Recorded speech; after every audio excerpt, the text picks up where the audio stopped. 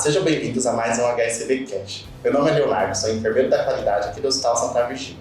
Tenho formação MBA em Gestão da Qualidade, pós-graduação em Auditoria e Gestão Hospitalar. Hoje vamos falar um pouquinho sobre a campanha de segurança do paciente 2024, onde vamos trazer um pouco sobre metas de segurança, comunicação efetiva e o trabalho em equipe. Estamos aqui com a Domênica, enfermeira coordenadora da qualidade aqui da HSV, graduada em enfermagem com especialização em emergência e educação continuada pela Unifesp, excelência operacional na área da saúde e Lean Six Sigma pelo Instituto de Ensino e Pesquisa Albert Einstein. Com vasta experiência na área assistencial e coordenação de unidade de terapia intensiva. Atualmente é coordenadora aqui no setor de qualidade do HSV e avaliadora ONA pela IBS. E também com a Priscila, graduada em enfermagem pela Santa Casa de SP, pós-graduada em Psiquiatria, Saúde Mental e Dependência Química e pós-graduada em Gestão de Risco e Segurança do Paciente. Sejam bem-vindas, meninas! Hoje estamos entrando em um tema extremamente importante, que é a Semana de Segurança do Paciente, onde o foco é a comunicação efetiva, um dos pilares fundamentais para garantir a segurança dentro dos hospitais e unidades de saúde. Falando um pouco sobre a importância da comunicação efetiva, o que a gente pode trazer como definição em princípios básicos? Bacana. Então, esse ano, a gente vai trabalhar mais fortemente a Meta 2 aqui na instituição, relacionado à comunicação efetiva de profissionais. A gente sabe que a comunicação ela está em todas as partes, em todas as áreas, né, em toda a equipe multi, e existir padrões de segurança para fortalecer a comunicação entre os profissionais é de extrema importância e diminui os riscos de evento adverso dentro das instituições de saúde. Complementando, a definição dessa comunicação e da importância do nosso foco para este mês em relação à comunicação efetiva, o preparo da equipe vai muito além somente das habilidades técnicas, mas habilidades interpessoais e de comunicação para que consigamos fazer com que a equipe trabalhe de uma forma harmoniosa e multidisciplinar, atendendo e mantendo a segurança do paciente. Sim.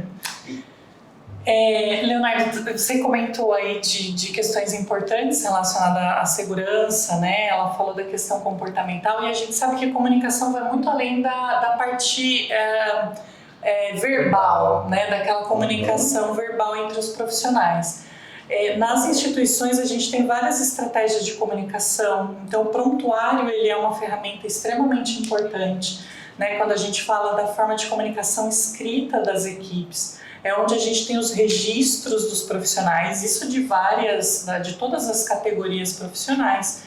E ele tem que ter uma clareza muito importante e ser muito objetivo nesse sentido, Todas as dúvidas que os profissionais tenham, durante a assistência ao paciente, é lá no prontuário que ele tem que buscar por essas informações e garantir uma continuidade segura.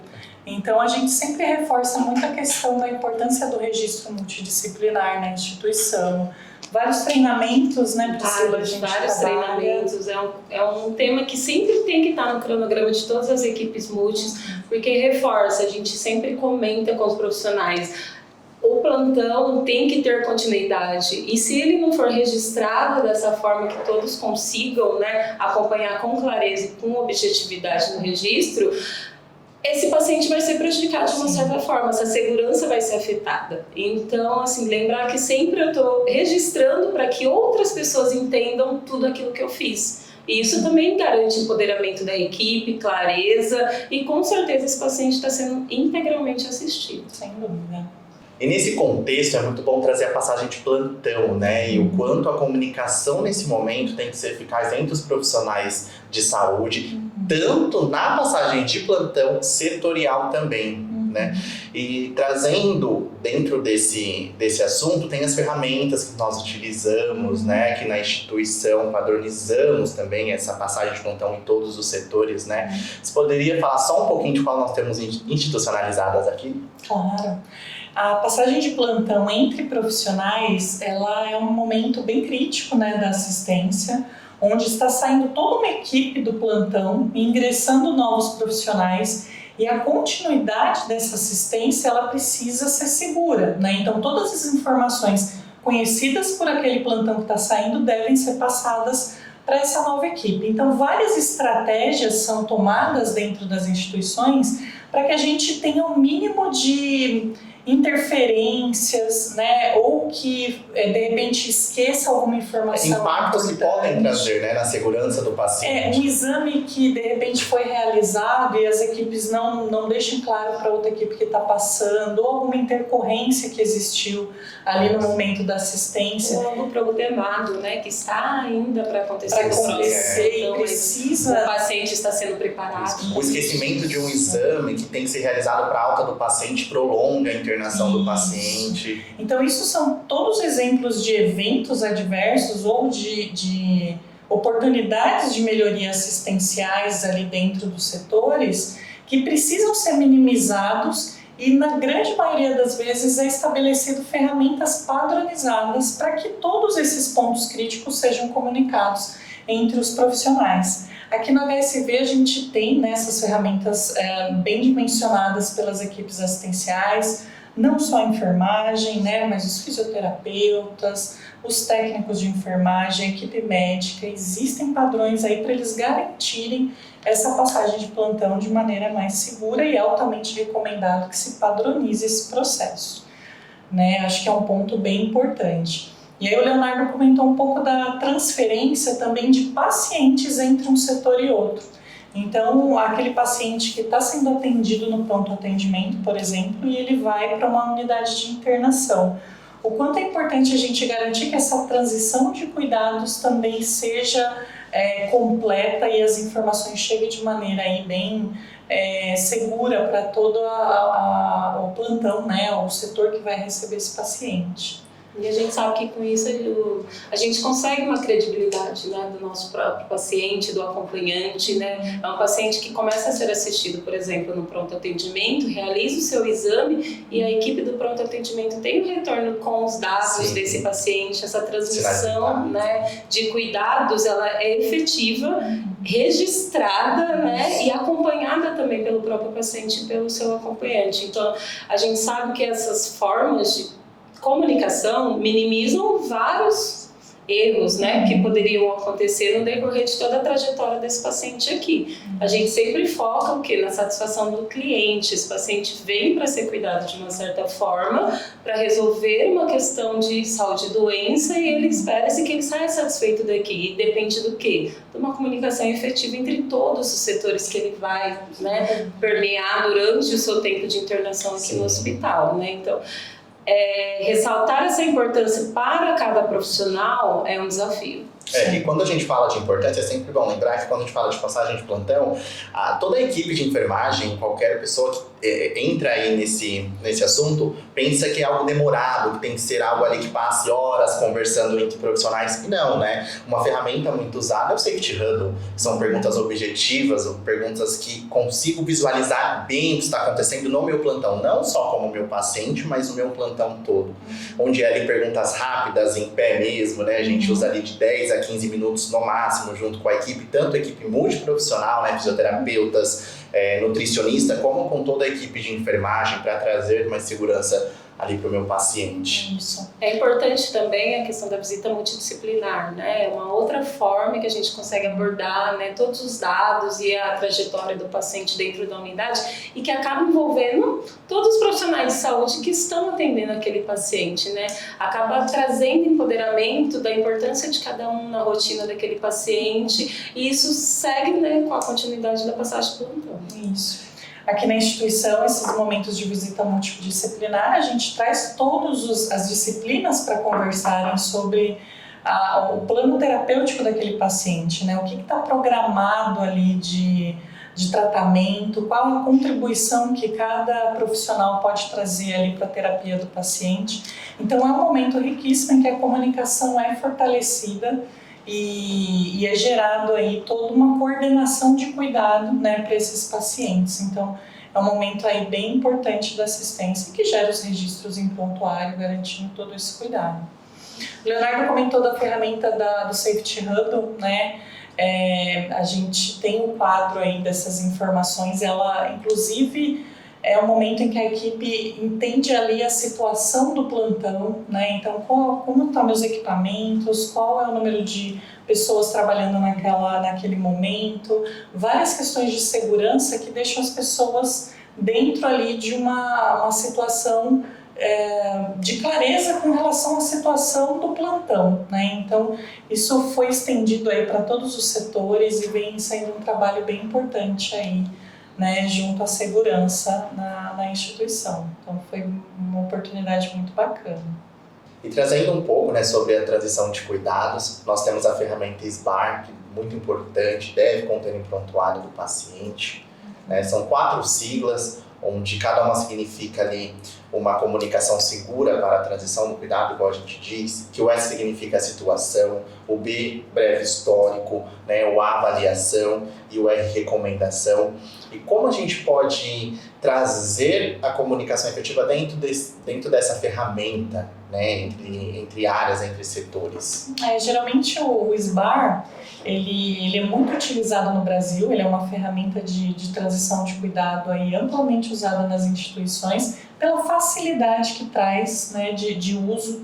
Ela é muito simples, né, e ela ajuda os profissionais a terem um modelo mental sobre como eu te passar uma informação referente a um paciente numa situação de emergência ou entre transições de cuidado de uma área para outra, né? Então, quando a gente fala de situação, a gente vai estar dizendo ali para a pessoa que está recebendo, né, para o nosso interlocutor, como esse paciente, o que está acontecendo com esse paciente, né? Será uma situação de emergência ou uma situação de internação? Quando a gente fala de breve histórico, eu vou falar um pouquinho do histórico desse paciente, né, do que aconteceu, né, para ele ter chegado ali para aquele atendimento. São pacientes de baixo risco, né? É uma ferramenta que pode ser adaptada para diversos ambientes dentro do hospital.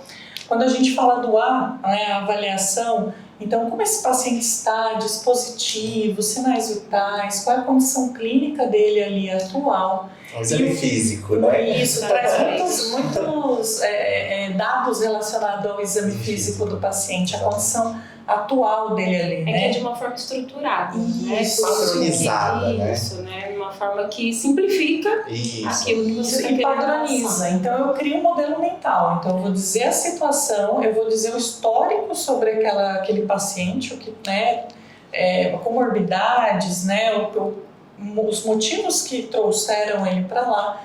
No A, avaliação toda a condição física, né, né, naquele momento da assistência do paciente. E o R, que é a recomendação. Então, o que fazer, né? Qual a sugestão? Para dar uma continuidade ao que já foi feito. E a gente pode ver que um leva o outro, né? Como eu vou dar uma recomendação para o meu paciente sem ter o histórico, sem ter a avaliação, né? Quando ele é recebido ou quando ele é, né, transferido de um setor. E uma coisa importante para falar do SBAR, né, que às vezes impacta, por que ainda não acontece o SBAR em algum local ou outro?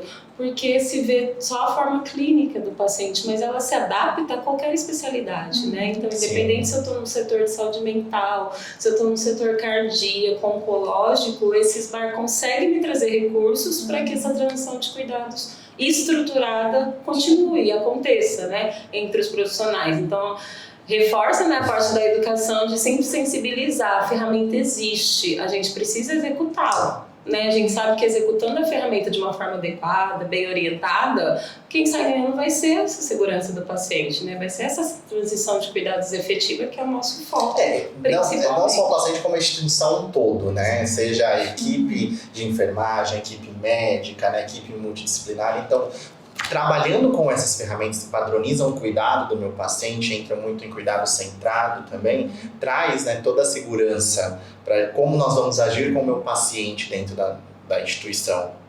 Sem dúvida.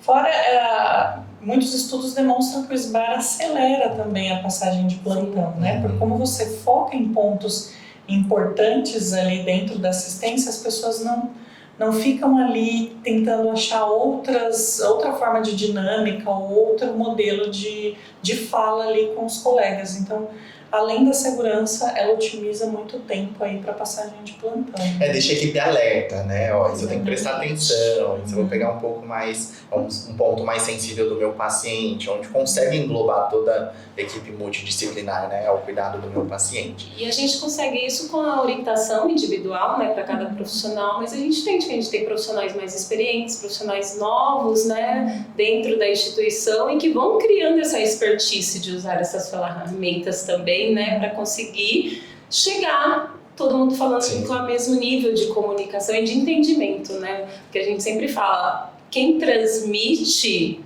né, tem uma certa segurança porque foi ele que produziu aquele documento, usou aquela ferramenta, mas e quem está recebendo essas informações? Tem a mesma compreensão, né, de quem está passando, então tem que ser uma via, né, de duas mãos. E aí eles estão com o mesmo modelo mental, né? Ele também já conhece o SBAR, está esperando trazer aquele tipo de informação naquela estruturação do SBAR. Então é uma ferramenta aí bem difundida e que vale muito a pena aí a implantação, né, nas instituições. E trazendo dentro desse assunto de comunicação, né, efetiva, a gente não pode esquecer de uma pessoa muito importante, de um papel muito importante, que é de quem? Do familiar. Né? O familiar ele tem que participar do cuidado do meu paciente, ele tem que entender o que está acontecendo, não só o familiar, quanto o paciente orientado, né, ali compactuante. Então a gente tem que trazer essa comunicação também, explicar o que está acontecendo, seja da nutricionista, seja da parte médica, da enfermagem, sem trazer, porque o paciente também ajuda no cuidado. Ele se conhece mais do que o profissional da enfermagem. Não é só porque eu sou enfermeiro eu sei tudo o que está acontecendo com o meu paciente, né? Então a gente tem que ter essa escutativa também com o meu paciente, né? Muitos erros podem ser evitados hoje, muito evento adverso, a gente vê que o paciente avisa, né?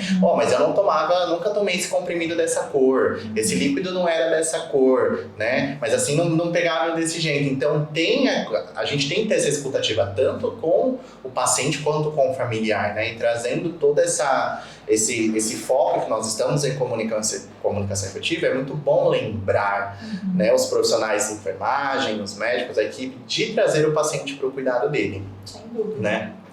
É uma estratégia bem interessante nas instituições, é o plano educacional, né, onde você também tem uma metodologia, né, uma sistemática estruturada para que toda equipe multidisciplinar oriente, né, o paciente familiar desde a entrada dele na instituição, né? Então, alguns temas já são pré-definidos, né, como a identificação do paciente, né, a pulseira, né, como ele precisa ser identificado.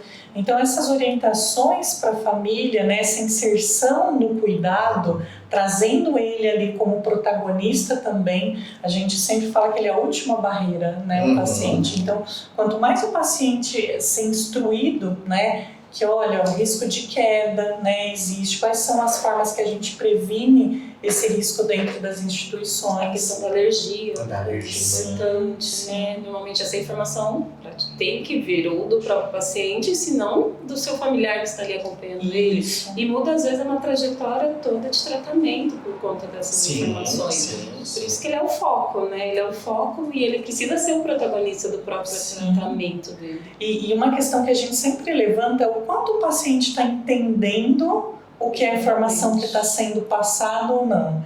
A gente sabe que tem profissionais que são mais técnicos, né? Às vezes a forma de se comunicar, né, com o paciente precisa sempre ter esse bom senso, essa empatia, né, de você trazer de uma maneira que o paciente e o familiar entendam essas informações.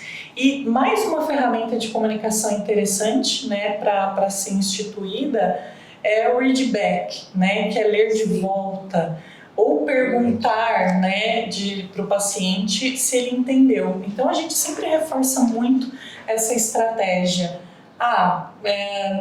Fiz alguma orientação para esse paciente. O senhor entendeu? Consegue repetir? Ele vai falar assim, entendi. Essa pergunta ela é extremamente importante. Repete para mim o que eu te orientei agora. Então o readback ele traz essa questão de você perceber se realmente ele incorporou, né, todas as orientações que foram dadas.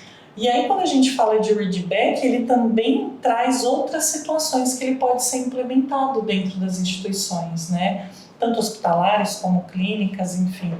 A gente tem um momento que é da comunicação de resultados críticos, né? Tanto de imagem quanto exames laboratoriais. Essa é uma outra estratégia de comunicação em que as equipes que recebem esses resultados precisam agir de forma imediata. E essa comunicação, ela precisa ser muito bem estruturada, e geralmente ela é via telefone, né? Não são profissionais que estão ali diretamente frente a frente. A gente sabe que isso já traz um risco para a comunicação de entendimento, está sendo por telefone. E aí o readback, ele vem para, eu recebi um resultado crítico, né? Um valor X de um exame, de um determinado exame. Então, o profissional que está recebendo, ele precisa repetir para o colega se ele realmente entendeu da forma que foi passado, né? Então, outro profissional fala, repete para mim.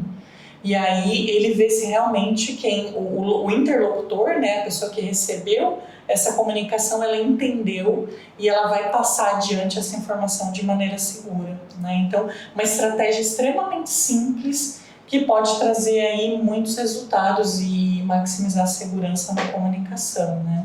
É funcional, né? A gente visualiza isso no nosso dia a dia, usando essa técnica de todas, a gente pode falar de todos os setores, sejam assistenciais ou não, dentro da instituição, como minimiza, né? Minimiza erros e também conflitos, né? A gente sabe que ruídos na comunicação podem acontecer a qualquer momento e o quão isso impacta na assistência para o paciente, né? Você ouvir uma coisa e achar que é outra, né? E aí não tem esse momento de repetir a frase e acaba ocasionando, infelizmente, algum evento adverso, né? Então, acho que essa parte serve para todos os profissionais dentro da instituição. E de tudo isso que a gente falou, como tornar uma cultura, comunicação efetiva dentro de uma instituição, né? Seja ela hospitalar, seja ela uma clínica, é através de treinamento, né? Com toda institucional, não é só com equipe de enfermagem, porque igual você falou, o valor de um exame, né? Aqui o HSV, ele é um hospital que nós atendemos, o nosso maior público são idosos, né? Então nós temos que garantir essa comunicação via telefone, pessoalmente, para não gerar, né, incômodo para o paciente. Então, com educação corporativa, Priscila, como você traz esses treinamentos para a instituição? Então, um foco muito importante, até pelo termo corporativo, né? A gente tem que envolver todos os profissionais que estão aqui dentro da instituição, seja aqui ou qualquer outro lugar, né? Todos estão em prol, independente do setor em que eu trabalho, do paciente, né? Então, a gente tem que contextualizar também, não só muita questão técnica, né? Que aí entra na questão de registro, né? Realizei um procedimento, imediatamente eu já faço o registro no prontuário eletrônico, mas também a questão do relacionamento interpessoal, né? Aquela escuta ativa, né? A questão da gente também priorizar alguns treinamentos comportamentais, é nesse sentido de desenvolver técnicas mesmo de comunicação, né? Eu sempre tive, né, estou na enfermagem há quase 15 anos, né? No começo eu sempre falava, né? Falar, todo mundo fala, mas sem se comunicar, né? É diferente. E a gente vai aprimorando isso. Nem sempre o que você está falando é o que o receptor está entendendo da maneira que você fala. Então, comunicação é um desafio muito grande, né? Isso em qualquer área, e na área da saúde, eu acho que é um ponto extremamente crítico, e a gente vê que ele é fator... Ele é um fator que muitas vezes a gente vê que é a causa raiz de eventos, de falhas, né? Uma comunicação mal direcionada ali entre profissionais. E claro, como a gente já começou o nosso bate-papo falando das ferramentas, é a nossa essência. Quanto mais ferramentas efetivas e claras para os profissionais, a gente sabe que a gente minimiza esses riscos, né? Que é tão inerente, né? Porque a gente envolve pessoas. A gente trabalha com pessoas e trata de pessoas, né? Então, os treinamentos, eles têm que vir embasado na característica daqueles profissionais que eu tenho ali no meu entorno. Porque eu posso atender um e não atender o outro naquele momento, mas eu preciso entender o outro, como que a gente vamos chegar no mesmo objetivo. E as ferramentas facilitam isso, né? Porque ela está estruturada, todo mundo consegue preencher, a gente consegue focar em treinamentos pontuais de acordo com as ferramentas que a gente tem e que a gente utiliza aqui dentro da instituição. E é importante que essas ferramentas estejam estruturadas em um documento institucional e um protocolo que mostre como que ela deve ser utilizada, né? Em que momentos a ferramenta precisa ser cumprida ali, né, pela equipe utilizada ou descrita. Então, trazer documentos que respaldem aí todo esse fluxo, né, de cada uma delas, para que os treinamentos sejam executados ainda da melhor forma. Só mais uma coisa importante, Leonardo, é a questão da integração. Esse profissional já chega numa instituição tendo essa abordagem sobre as metas internacionais, né, sendo ressaltado, né, toda essa importância, né, o que faz eu cumprir a meta 1, a meta 2, até chegar na meta 6, né? Você atende o paciente de uma forma global, né, de uma forma holística, né, na forma que a gente fala, que é o nosso principal objetivo, ele sair satisfeito do Santa Virgínia, seja do Santa Virgínia, seja de qualquer outro lugar que ele foi tratado. E seguro, né? E seguro, né? O que é mais importante, seguro, e que reforça o nosso propósito. Somos profissionais da saúde, né? Escolhemos estar nesta posição, né? Mas o aprimoramento, ele é contínuo, a gente nunca para, né? E a gente, assim, por que focamos na meta 2 para essa campanha especificamente deste ano? Exatamente por isso, a comunicação ela é muito ampla, muito complexa. A gente tem que trabalhar ela minuciosamente todos os anos, né? E a gente vem aprimorando esse item, né? E não todos os anos, como todos os dias. Exatamente. Eu aprimorar, né? Não só uma educação corporativa tendo que mostrar o quanto é importante, mas eu, como profissional da enfermagem, agora você falou, eu quero estar ali, né? Eu me formei para estar ali. Nós escolhemos. Nós escolhemos. Tivemos né? essa oportunidade. Né? Exatamente. Então, eu também tenho que trabalhar todos os dias. Não é só porque é uma situação de emergência, não é só porque o plantão está corrido, não é só porque está acontecendo ali uma situação que não me deixe comunicar, né? Ter uma comunicação efetiva, uma comunicação clara. Então, é sempre trabalhar isso no dia a dia, né? O quanto se eu deixar de fazer vai impactar, o quanto, né? Vai acontecer com o meu paciente se eu não me comunicar com o próximo.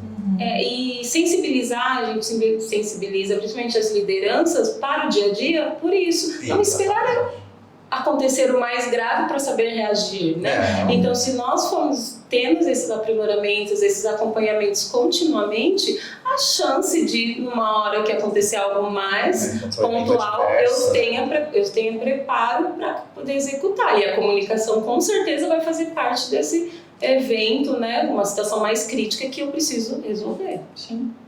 E eu acho que uma maneira também importante de você fortalecer o cumprimento das metas internacionais, qualquer tipo de instituição, né, mas a gente sabe que é da complexidade que os hospitais trazem, as auditorias, né? Então a gente tem aí as comissões obrigatórias dentro da instituição. Então a comissão de prontuário, né? Aqui a gente tem uma equipe grande, multidisciplinar, né? Eu, Leonardo, a Priscila e outros profissionais mensalmente avaliamos os registros, né, de um determinado número de prontuários para avaliar como está essa comunicação escrita, né? A transição de cuidado, né? Então essa ferramenta, o SBAR, né, que a gente adaptou aí para esses momentos de transição, também são avaliados. E ali a gente entende se há oportunidade de melhoria ou não, que vai agregar para os treinamentos que são realizados com a equipe. Então, acho que juntando o braço dos treinamentos, supervisão e educação, junto com auditorias para ver o quanto que aquilo realmente está sendo implantado e realizado pelos colaboradores, fortalece a cultura de segurança. E não podemos esquecer também que anualmente nós recebemos uma auditoria externa, né, da acreditação ONA nacional.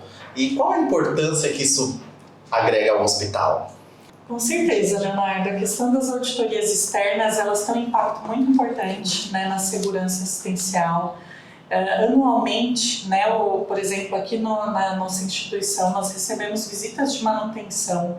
A ONA, que é a Organização Nacional de Acreditação, ela define critérios importantes de gestão e segurança que precisam ser cumpridos aí pelas diversas áreas assistenciais. Então isso traz um fortalecimento das equipes, né, para a implantação dessas estratégias de melhoria, desses requisitos que são definidos, e essas auditorias elas vão entender aí o cumprimento do hospital a todas essas ações que são estabelecidas. Inclusive esse ano a gente já teve nossa visita de manutenção, o hospital foi recertificado, o ANA nível 3, né, então é um hospital que tem um nível de excelência, né, na gestão e qualidade assistencial, que é uma coisa que nos traz muito orgulho.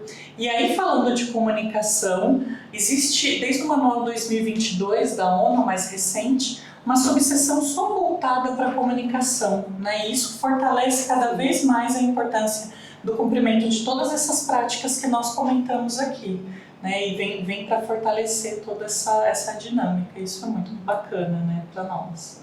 Bom, quero agradecer o convite, a participação, né? Foi muito bom essa troca de ideias aqui com vocês e até logo!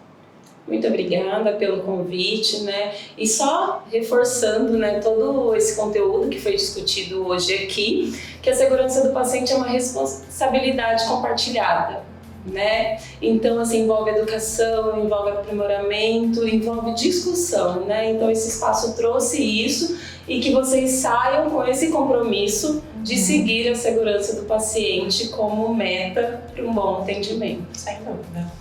Obrigado por vocês terem nos acompanhado. Siga o canal para mais conteúdos.